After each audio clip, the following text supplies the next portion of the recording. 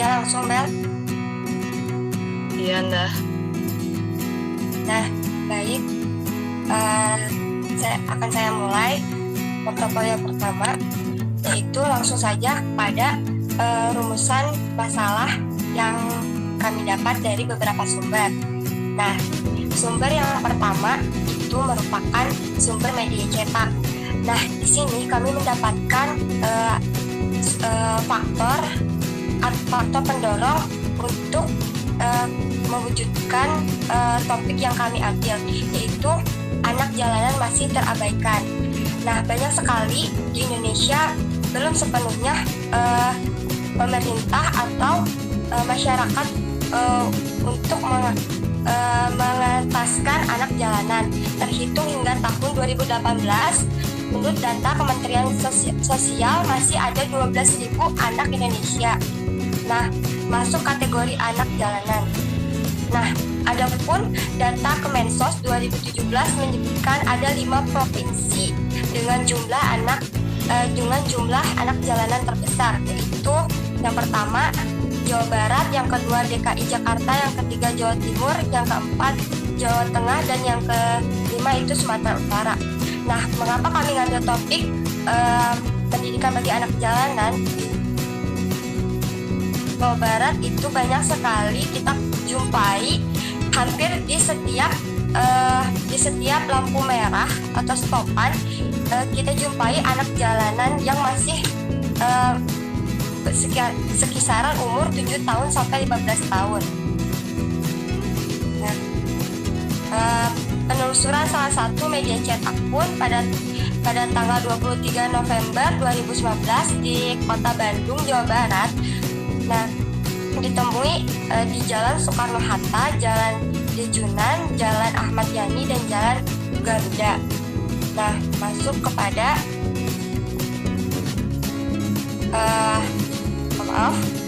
adapun sebab dari timbulnya anak jalanan, yaitu persoalan ekonomi atau kemiskinan, persoalan keluarga, kurang perhatian dan kasih sayang dari keluarga.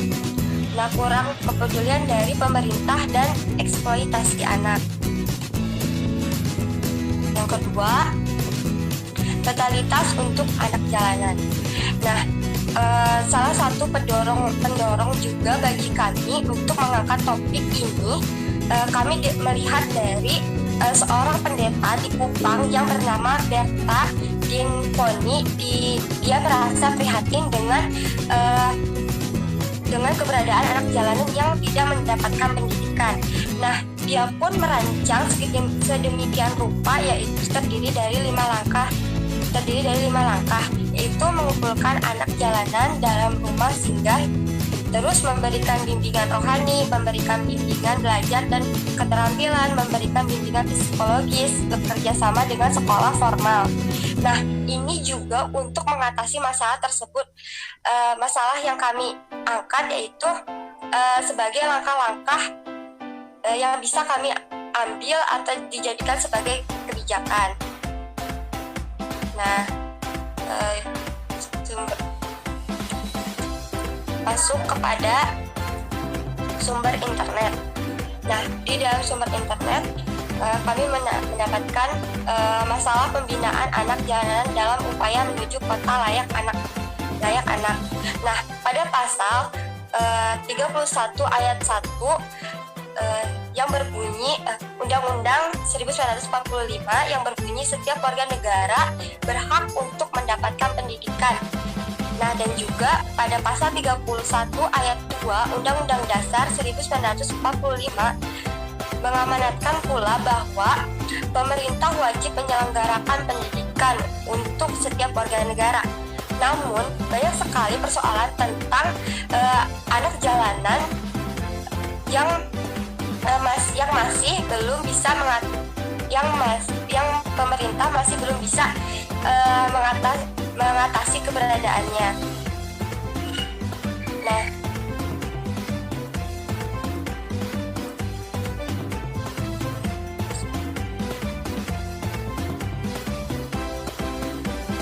yang kedua, tuntutan bekerja bagi anak jalanan. Nah, saya sering menjumpai anak jalanan di lampu merah di kota Bandung itu sekisaran usia 7 sampai 15 tahun. Ia dengan mengamen atau mengemis, namun dipantau oleh salah satu orang. Nah, menurut Dwi Hastuti ini dapat disimpulkan bahwa anak jalanan yang masih berusia 7 sampai 15 tahun bukan untuk ajang mencari uang, melainkan seharusnya beban biaya hidup masih ditanggung oleh kedua orang tua. Nah, orang tua yang menuntut anaknya untuk bekerja pasti dia mempunyai kepedulian terhadap pendidikan dan masa depan anaknya. Terbukti pada saat saya melihat dengan mata kepala saya sendiri itu di lampu merah di bawah Jalan Surapati itu anak kecil yang disuruh oleh orang tuanya untuk mengemis. Lalu yang ketiga yaitu rendahnya aspek personal dan sosial skill. Nah, kurangnya pendidikan yang mereka dapatkan dapat membuat mereka pun rendah dalam aspek sosial dan aspek personal dan sosial skill. Terbukti dalam perilaku yang mereka tunjukkan baik dalam lingkungan sekitar, masyarakat, ataupun di jalanan. Nah, bagaimana mereka akan mendapatkan pekerjaan yang layak atau meningkatkan memberantas angka pengangguran atau memberantas angka kemiskinan di Indonesia kalau mereka sendiri tidak memiliki bekal pendidikan, terutama pendidikan bagi diri mereka sendiri. Mohon maaf, Porto 1 waktunya 2 menit lagi ya. Dan 2 menit lagi. Iya. Lalu ada anak jalanan sebagai budak yang telah saya jelaskan. Nah, masuk kepada sumber keliping. Adapun kami dapatkan itu rasa kasihan dan ketakutan menjadi senjata bagi anak jalanan. Maka dari itu ketika kita ketahui maaf selanjutnya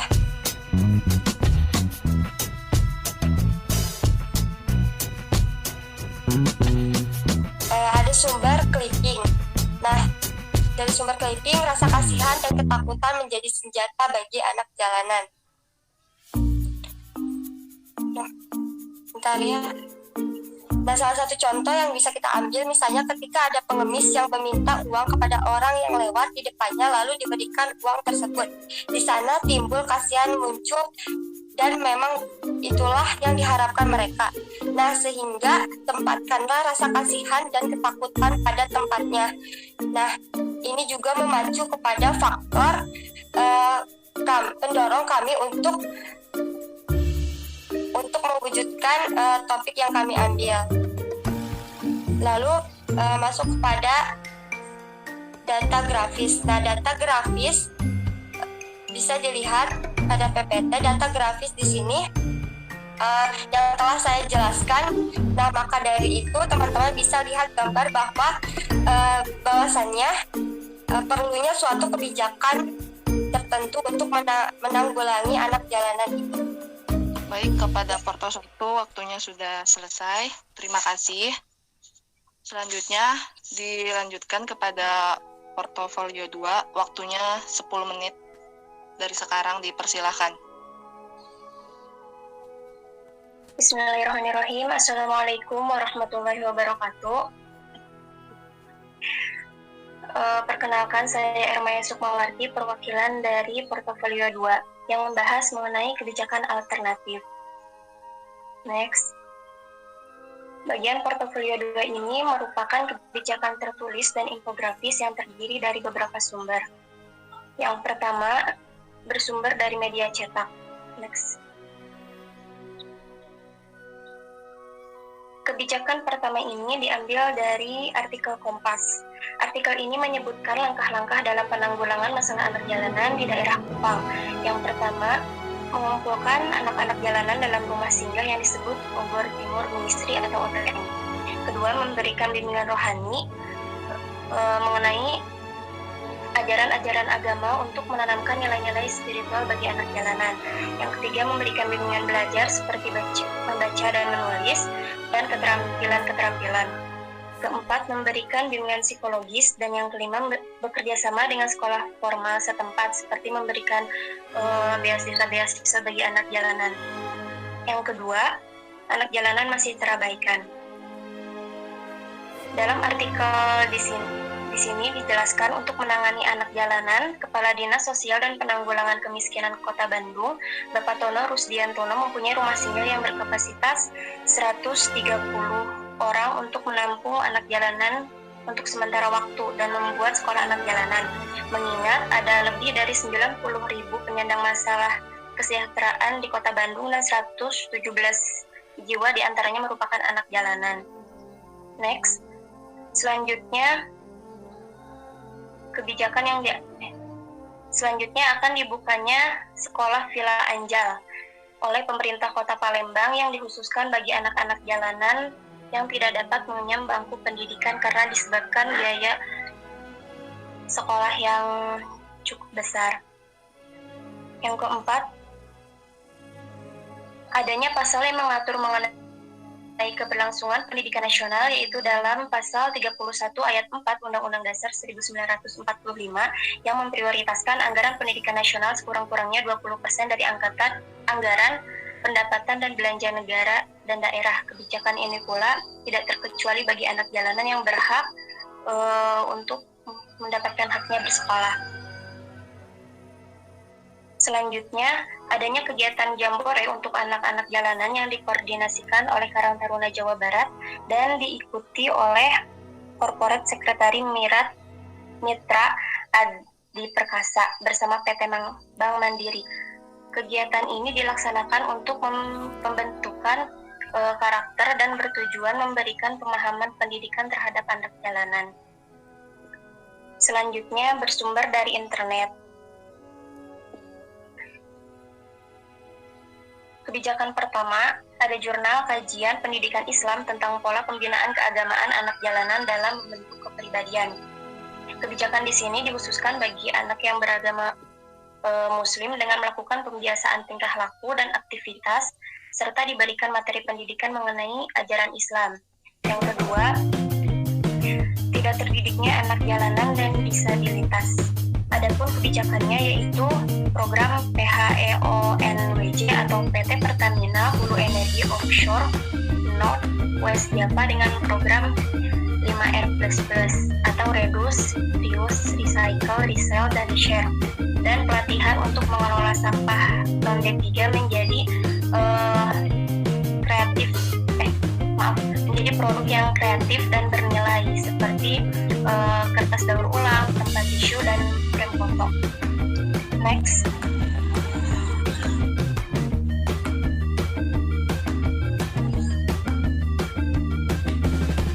Ketiga, peran dinas sosial dalam penanggulangan anak jalanan. Program yang dijalankan yaitu penanganan mengenai pengetahuan seperti pentingnya kesehatan, keterampilan yang mengarah kepada pekerjaan tertentu, dan pengetahuan sikap yang menekankan pendidikan mental.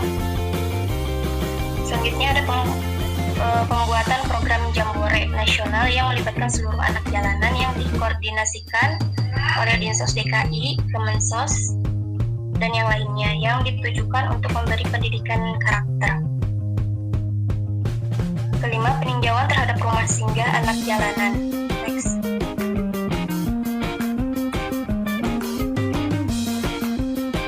Keenam, adanya pembangunan sekaligus pengimplementasian strategi nasional penghapusan kekerasan terhadap anak tahun 2016 sampai 2020 untuk mewujudkan Indonesia layak anak 2030. Dan selanjutnya, adanya pembinaan anak jalanan melalui shelter Via Baca di Kota Malang untuk mengurangi jumlah laju pertumbuhan anak jalanan dengan nilai spiritual. Next. 8. Angkat. Dengan adanya pengembangan model pendidikan karakter sebagai upaya peningkatan personal dan sosial skill di Yogyakarta oleh pemerintah setempat. Selanjutnya, dengan memberlakukan wajib belajar selama 12 tahun tidak terkecuali bagi anak jalanan. Selanjutnya, adanya optimalisasi layanan pemerintahan dan rehabilitasi PMKS di Jawa Barat. Terakhir, adanya program senja yang terdiri dari 49 anak jalanan di Magelang. Next. Selanjutnya, bersumber dari briefing yang kami dapatkan dari PPID, Diskominfo, yang terdapat beberapa kebijakan, di antaranya melakukan razia, melakukan kampanye perlindungan anak jalanan, meningkatkan pelayanan pendidikan, dan banyaknya masyarakat yang mengabdikan diri sebagai pengajar di sanggar-sanggar atau budaya-budaya untuk melestarikan budaya. Sekian yang saya sampaikan, selanjutnya akan disampaikan oleh rekan saya.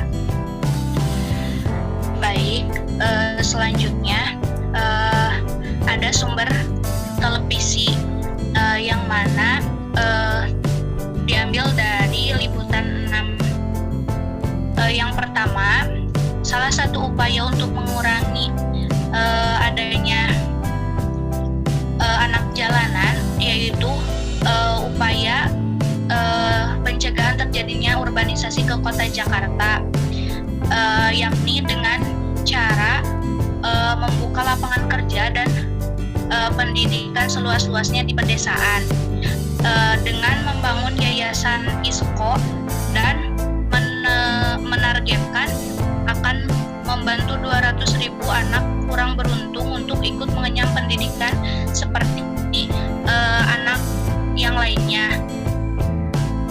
Lalu atau 2, waktunya 2 menit lagi ya. Yang kedua, diharapkan untuk para pengusaha swasta untuk mendirikan yayasan untuk menyumbangkan hartanya untuk membina dan merehabilitasi serta merawat anak jalanan agar mereka bisa mengenyam pendidikan. Lalu selanjutnya, Dinas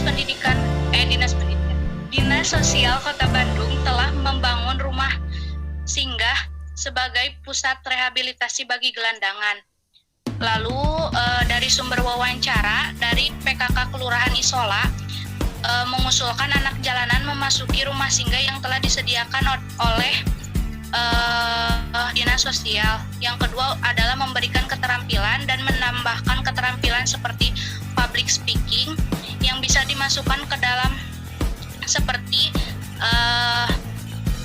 sekolah musik yang intinya bisa membuat anak jalanan lebih maju. Lalu ada kantor legislatif dan pemerintahan daerah menyarankan bahwa supaya anak jalanan diberikan pelatihan dan keterampilan dan model untuk usaha-usaha kecil. Lalu yang selanjutnya dari kepolisian memberikan penyuluhan kepada pihak terkait atau anak jalanan. Lalu pemerintah membantu anak jalanan agar bisa sekolah dan mendapat pekerjaan. Lalu dari sumber perpustakaan adanya program pendidikan layanan khusus yang memiliki posisi yang strategis dalam penyelenggaraan pendidikan, terutama dalam pendidikan luar sekolah. Lalu yang selanjutnya ada data grafis, yang mana anak jalanan dalam mengatasi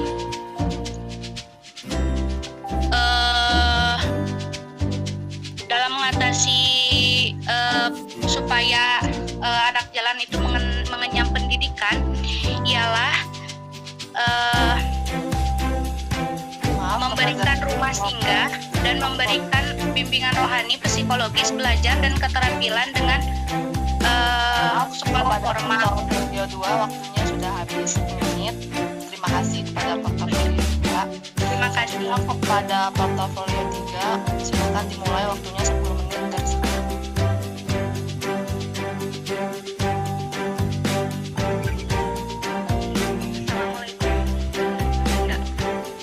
Dengeran. Assalamualaikum warahmatullahi wabarakatuh. Salam. Saya perwakilan dari portofolio 3 akan membahas mengenai melakukan kebijakan alternatif. Nah, yang pertama yaitu bagian tayangan portofolio 3, penjelasan dan justifikasi tertulis atas kebijakan yang diusulkan. Yang pertama ada peta, grafik, foto-foto, kartun, dan poster yang terdiri dari berita surat kabar, topik-topik utama surat kabar. Selanjutnya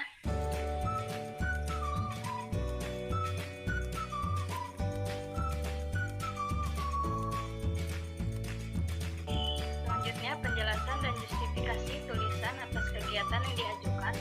Nah, yang pertama kebijakan yang diyakini dapat menangani masalah. Kami mengambil mengenai pemberian subsidi pendidikan. Nah, mengapa kami mengambil pemberian subsidi pendidikan ini? Karena kesulitan ekonomi yang dialami oleh keluarga anak jalanan tersebut. Nah, dengan kesulitan ekonomi ini akan menyebabkan berbagai masalah. Nah, karena akan menciptakan suasana keluarga yang tidak kondusif sehingga ayat kebutuhan dan hak anak tidak terpenuhi, yang mengakibatkan anak tersebut turun ke jalanan dan menjadi pengamen. Selanjutnya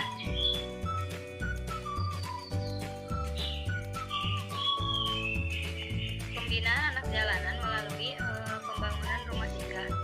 Nah, persoalan yang berkaitan dengan anak jalanan disebabkan atau dilatar belakangi oleh beberapa alasan, yaitu alasannya anak jalanan mau hidup di jalanan disebabkan oleh faktor ekonomi dan faktor dari dalam keluarga, yang akhirnya anak jalanan tersebut memilih untuk tinggal di rumah singgah atau tinggal di jalanan yang nantinya akan dipindahkan ke rumah singgah tersebut. Selanjutnya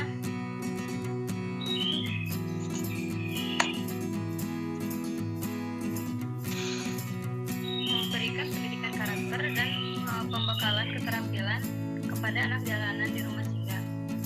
Rumah singgah sebagai lembaga yang bertugas memutaskan anak jalanan diharapkan terus berupaya melakukan pengembangan dalam rangka pengentasan anak jalanan. Nah, maka dari itu kelompok kami mengusulkan sebuah kebijakan yang memberikan pendidikan karakter dan pembekalan keterampilan kepada anak jalanan di rumah singgah ini, karena hal yang diusulkan agar fungsi di rumah singgah dapat berjalan dengan baik dan juga anak jalanan mendapatkan pembekalan yang sesuai dengan kebutuhannya.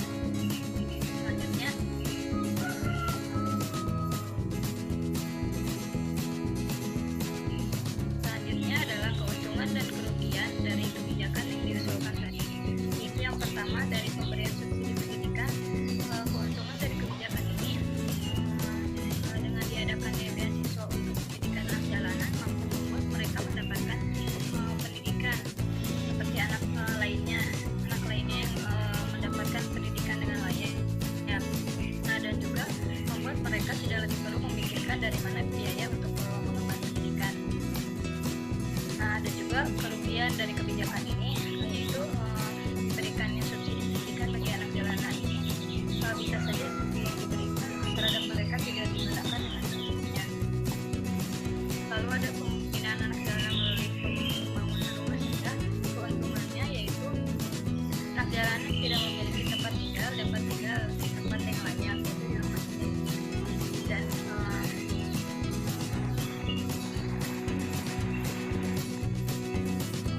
selanjutnya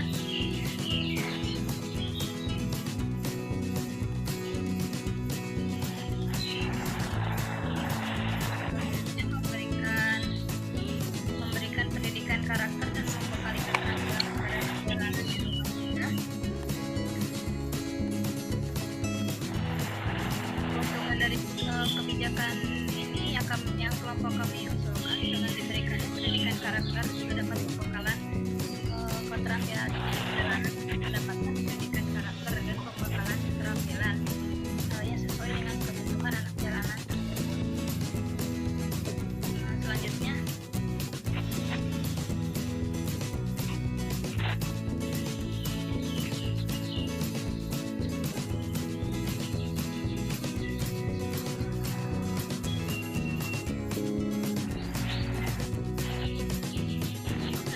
dilanjutkan oleh teman saya. Terima kasih.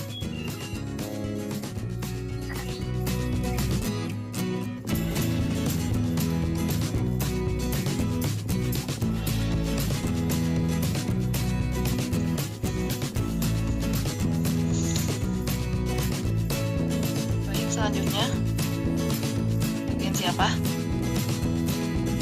Selanjutnya bagian Nurul Zulfa. Kepada Nurul Zulfa dipersilakan, waktunya Hai, 4 menit halo, lagi. Assalamualaikum. Ada suaranya nggak? Ada. Waktunya 4 menit ya. Halo, Assalamualaikum.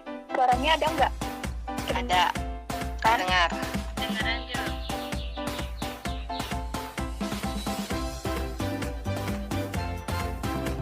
Nurul.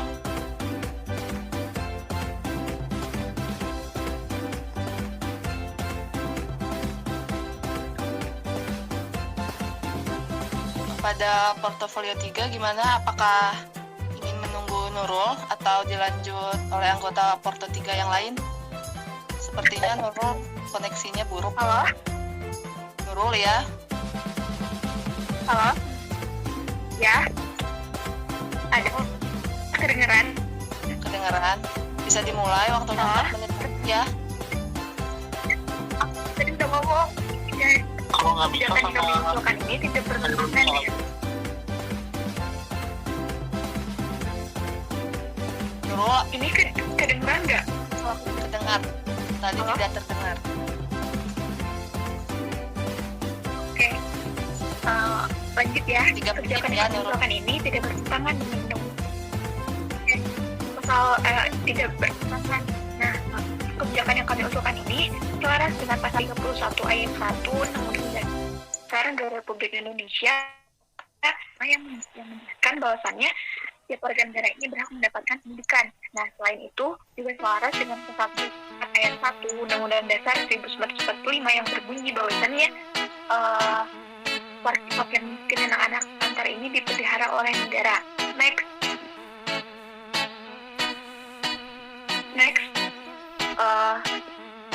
Yang selanjutnya, ini merupakan format dasar konstitusional dari kebijakan yang kami usulkan. Nah, terdapat 4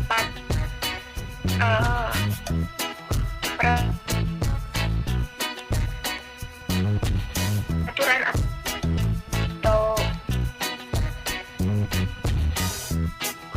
pasal yang ayat 1 Undang-Undang Dasar 1945 yang menyatakan bahwasannya setiap warga negara itu berhak mendapatkan pendidikan dan juga fakir miskin dan anak terlantar itu dipelihara oleh warga negara oleh pemerintah. Next. Nah, ini merupakan format checklist menjalankan hal kebijakan tersebut. Nah, selain itu juga Nurul waktunya dengan adanya ya. landasan konstitusi dan lainnya itu, maka itu sebagai penjabaran bahwasannya pemerintah dapat bersikap adil dan jujur serta memberikan kebebasan kepada masyarakat untuk dapat berekspresi.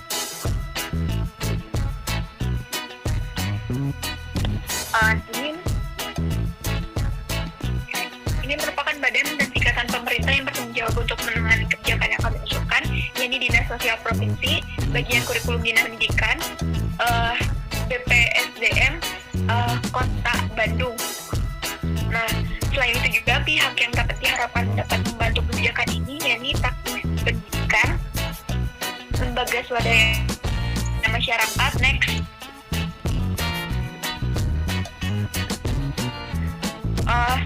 Di sini terdapat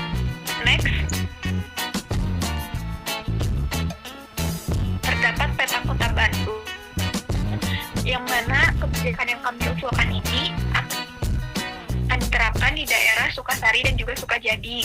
Jadi kebijakan yang kami usulkan ini berdekatan dengan lokasi Universitas Pendidikan Indonesia untuk memudahkan melaksanakan kebijakan ini. Next.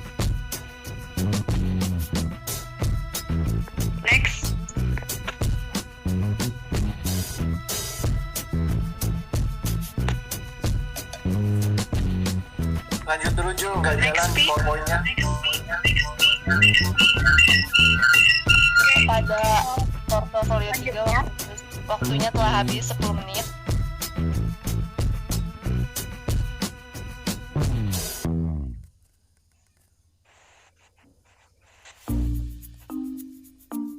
Selanjutnya pada portofolio 4 waktunya 10 menit dari sekarang, silakan.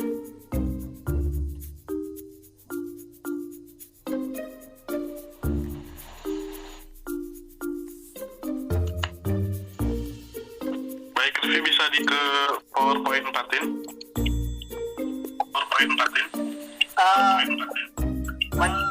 Maju dulu Dap sebentar. Ini PowerPoint-nya nggak jalan lagi.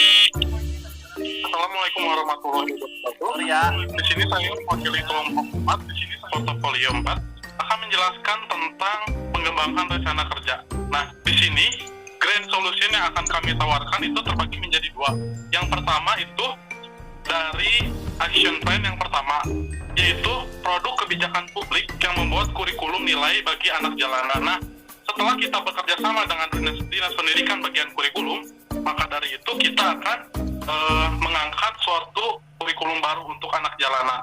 Nah, sebenarnya action plan 1 dan 2 ini saling bersinergi, karena nanti akan saya jelaskan. Nah, kenapa kita harus mengeluarkan kurikulum? Karena yang pertama, kita dalam dunia pendidikan sudah mengenal yang namanya strategi pembelajaran. Kita sudah mengenal strategi pembelajaran, kita sudah tahu, dan kita juga sudah mengetahui bagaimana birokrasi untuk menyampaikan suatu kebijakan publik yang akan kami tawarkan. Maka dari itu, kebijakan kurikulum nilai bagi anak jalanan ini sangat relevan dengan kita dan juga permasalahan.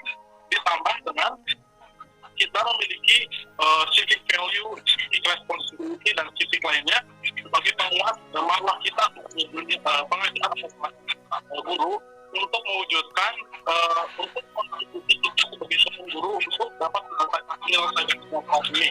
Itu yang pertama. Yang kedua yaitu produk kewirausahaan membuat edukasi. Nah, kenapa harus produk kewirausahaan? Yang pertama, mata kuliah ini terbagi menjadi 2. Karena mata kuliah ini dan yang kedua, mata kuliah ini dari kewirausahaan. Maka dari itu, action plan kami yang pertama dan kedua itu sangat relevan dan sangat sama lain.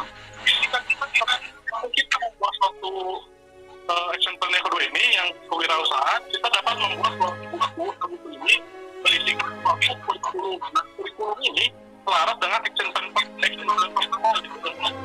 yang di dalamnya ada beberapa KPP. Jadi, maka dari itu, menurut saya action plan ini sangat objektif. Kebijakan publiknya mengatasi permasalahan dan juga kewirausahaan seperti pada masa kuliah ini.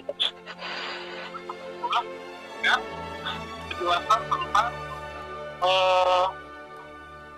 bagaimana cara kelas mendapatkan dukungan masyarakat dan atas tindakan kerja. Karena yang pertama itu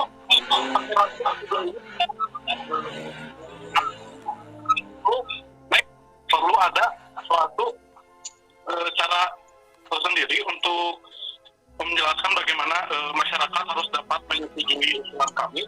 Kita di sini yang pertama ada yang namanya identifikasi. Bisa ke slide sebelumnya, identifikasi orang atau kelompok yang cukup berpengaruh. Nah, di sini ada 5, menurut kami 6 aspek. Yang pertama itu praktisi pendidikan di seluruh Indonesia, terus lalu ada dosen Departemen Pendidikan Masyarakat di Fakultas Universitas FUP juga ada. Terus yayasan anak-anak di Indonesia seperti apa yang telah dijelaskan pada portofolio sebelumnya. Kita telah wawancara mengenai anak jalanan itu sendiri dalam konteks orang-orang yang di yayasan. Kita di sini misalnya dukungan dan juga bagaimana pemilih atau sudah menjadi sebelumnya. Itu ada relawan yang sebelumnya. Ini banyak pemuda dan untuk untuk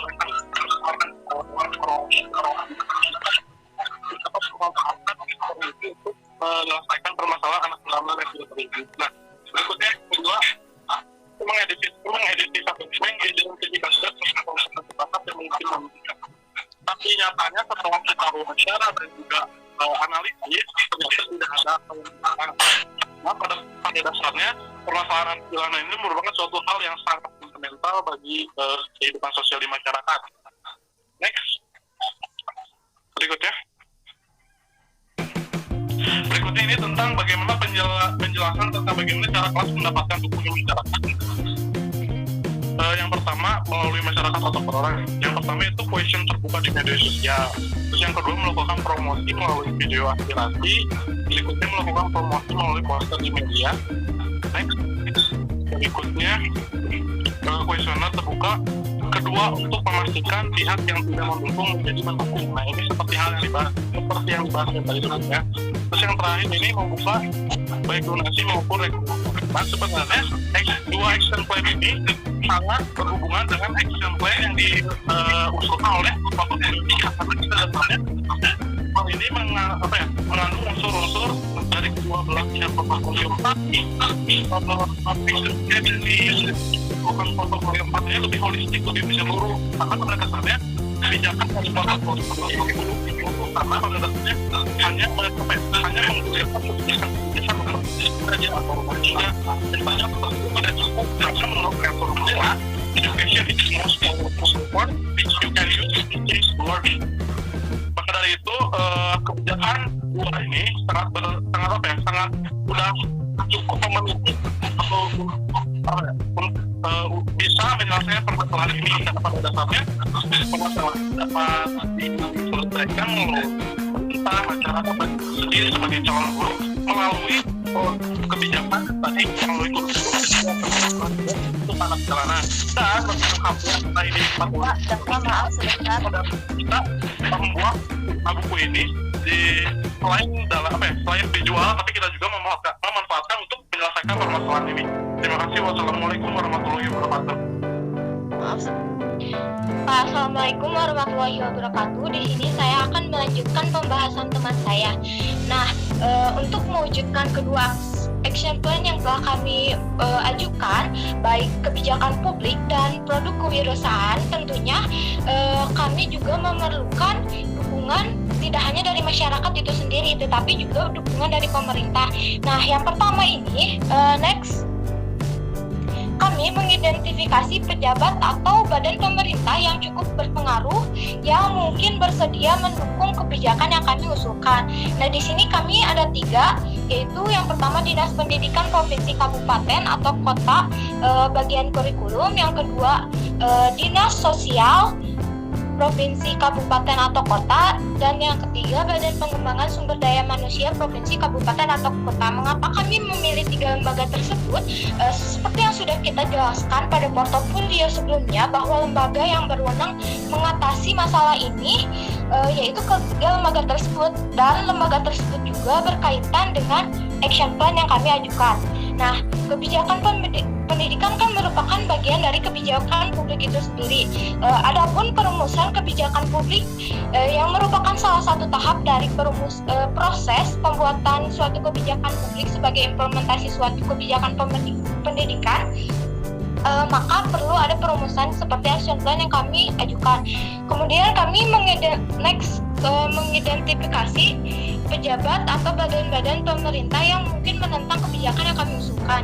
Hanya ada 1 lembaga yang mungkin akan menentang kebijakan yang kami usulkan, yaitu Kepala Dinas Pendidikan itu sendiri. Mengapa? Karena kebijakan tersebut perlu diproses dan membutuhkan waktu yang lama, sehingga bisa jadi kebijakan yang kami ajukan itu tidak sejalan dengan program kerja yang telah dirumuskan oleh Dinas Pendidikan. Nah, bagaimana sih cara agar pihak tersebut mendukung langkah yang kami ajukan, yaitu dengan cara melakukan wawancara terlebih dahulu dan adanya proses pendekatan rumusan kelompok kami. Kemudian untuk agar pemerintah itu mendukung action plan yang kami ajukan, kami juga membuat step by step agar mendapat dukungan pemerintah. Yang pertama itu yaitu mengajukan proposal. Mengapa mengajukan proposal? Karena 1 menit lagi ya. Mengajukan proposal ini adalah hal yang wajib untuk mendapat dukungan dari pemerintah, yang isinya itu berisi data yang kami yang kami kumpulkan dari anak jalanan baik berupa gambar, statistik, dan juga hasil survei yang berupa kuesioner terbuka yang kami ajukan untuk mendapat dukungan masyarakat. Yang kedua itu melakukan diskusi dengan pemerintah. Diskusinya itu secara terbuka yang diisi dengan proyek yang kami usulkan sebelumnya. Yang kemudian yang ketiga memberikan contoh produk. Contoh produknya itu seperti apa sih? Kami kan di sini yang action plan yang kedua itu ada membuat suatu produk kewirausahaan. Nah, produk kewirausahaan ini tuh berupa buku edukatif. Jadi kami akan mengajukan produk berupa buku edukatif dan juga silabus yang akan menjadi RPP yang menjadi bagian dari kebijakan publik, yaitu kurikulum nilai bagi anak jalanan. Dan yang terakhir menyampaikan pesan. Jadi menyampaikan pesan ini tuh dibikin oleh masyarakat luas yang kemudian kami pesannya itu disampaikan kepada masyarakat agar masyarakatnya itu agar pemerintahnya itu lebih tertarik. Selanjutnya di sini juga kami menampilkan desain grafis berupa tabel yang berisikan langkah masyarakat dan pemerintah yang sudah dijelaskan sebelumnya. Untuk masyarakat itu ada 5 rencana dan pemerintah ada 4 rencana. Kemudian ada foto-foto tentang langkah rencana kerja yang kami usulkan, baik masyarakat dan pemerintah sesuai dengan langkah yang sudah kami jelaskan di awal. Yang ketiga di sini juga ada desain grafik berupa anak jalanan menurut provinsi dari tahun 2015 sampai tahun 2018 yang grafiknya itu mengalami penurunan. Lalu juga ada grafik jumlah anak jalanan di Indonesia pada tahun 2017 di mana Provinsi Jawa Barat ini merupakan provinsi yang memiliki jumlah anak paling tinggi, yaitu sekitar 3.000 anak jalanan. Yang ketiga ada indeks pendidikan se-Asia Tenggara di mana Indonesia memiliki indeks yang tertinggi. Dan yang terakhir ada indeks yang kemudian ada desain grafis yang dibuat oleh kelompok kami mengenai action plan. Yang kemudian ada juga sumber-sumber dari waktunya telah habis. Kompas. Sudah. Terima kasih. Pemaparan dari kelompok portofolio 1 sampai 4 telah selesai.